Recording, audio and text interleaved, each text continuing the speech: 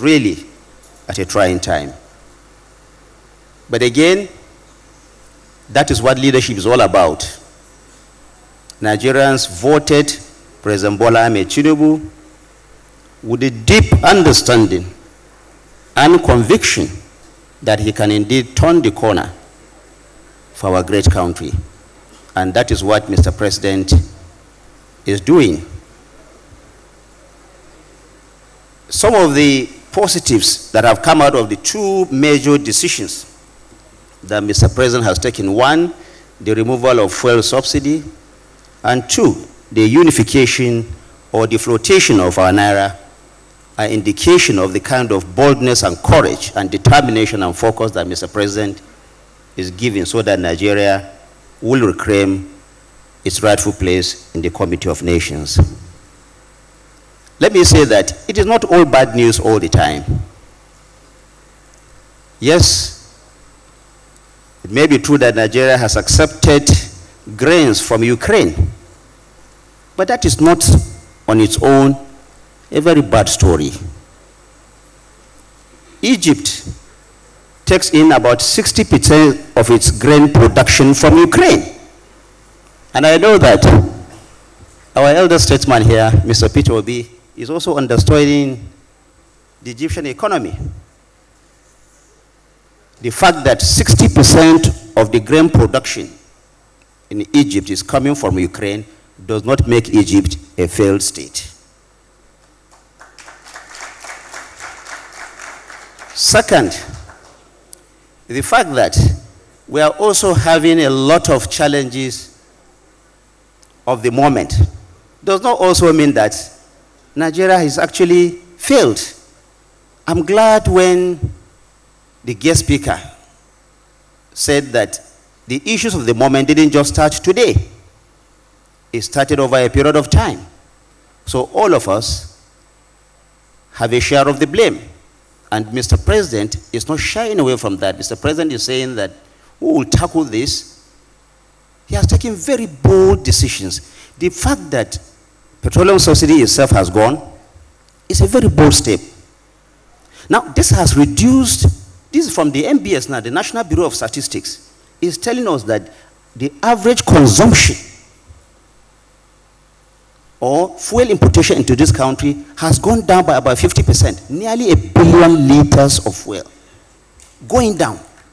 So the question is, where have these liters of fuel or PMS, where have they been going?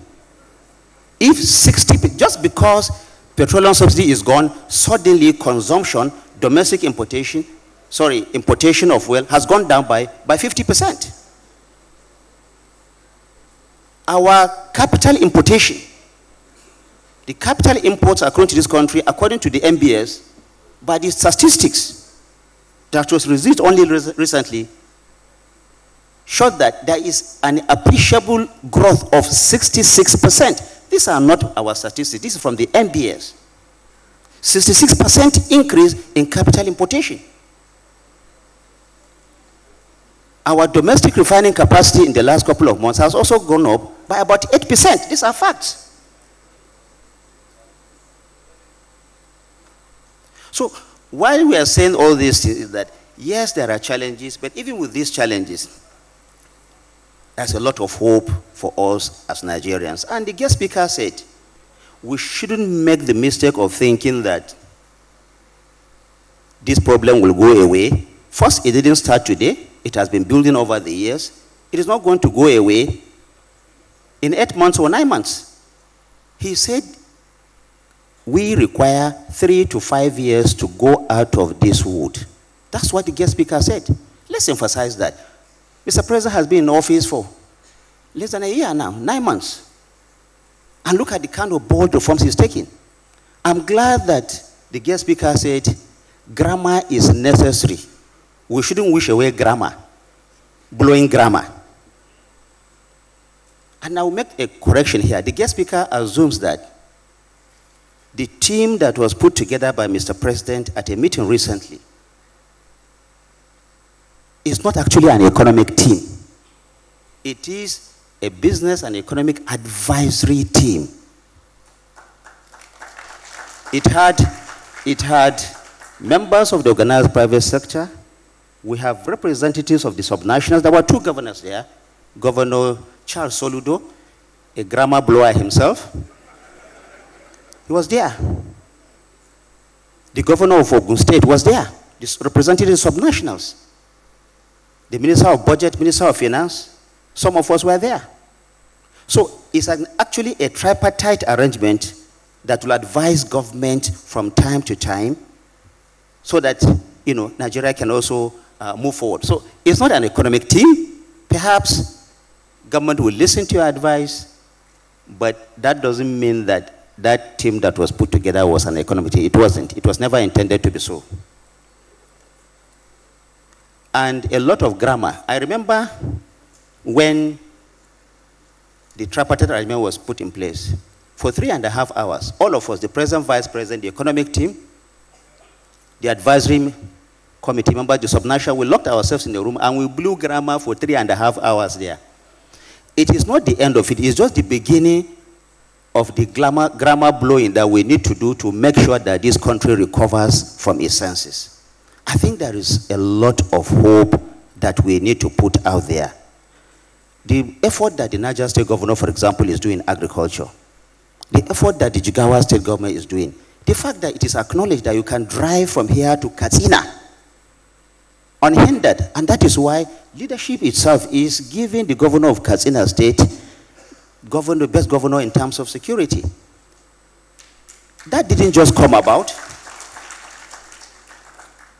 Just imagine the kind of intervention that is happening in the agricultural sector. It is not something that will just be solved today. I tell you, President Bola Ahmed Tinubu, before these 5 years, Prof, 3 to 5 years you have prescribed, we will blow the grammar. President Bola Ahmed Tinubu will lead this country out of the woods. These are my personal interventions as Minister of Information and National Orientation. I also want to add that Awolu has been a recipient of so much today. But the National Orientation Agency has under my ministry, has put together an eminent persons group to fashion out the value charter for this country. Today, I will say that Awolu has been made a member of that committee to fashion out the value charter for Nigeria. Now to my address.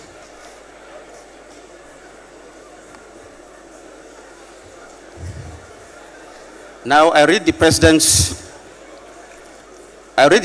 address now.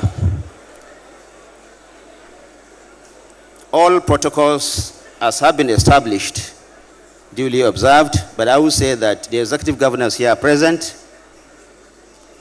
our royal father, our most revered Mr. Peter Obi, I salute your courage, and my brother, the deputy of Peter Obi in the 2023 presidential election, distinguished ladies and gentlemen. Let me express gratitude to the Leadership Group Limited, one of Nigeria's and Africa's most respected and influential media brands, for this honor being conferred on me today as the Leadership Person of the Year 2023.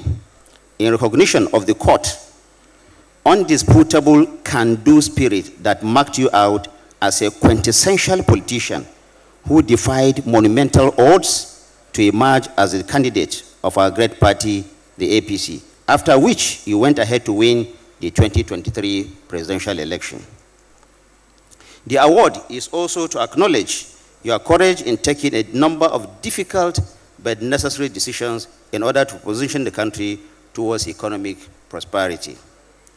Interestingly, the last line offers itself as a perfect answer to the question that is the theme of today's event, which is an economy in distress. Which way forward?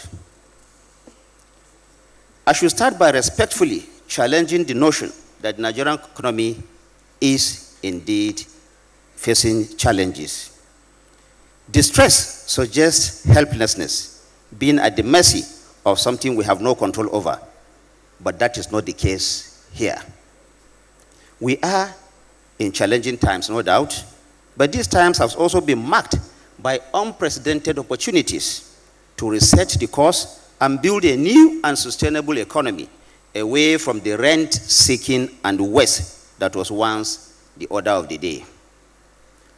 The leadership group has itself alluded to the difficult but necessary decisions that we have taken. Since the removal of fuel subsidy, our imports of petrol have dropped by about 50%, which translates to roughly 1 billion liters, according to Nigerian Bureau of Statistics. In addition, the revenues accruing to the 3 tiers of government, the federal, state, and local government, have grown by between 50 and 100% since the removal of fuel subsidy.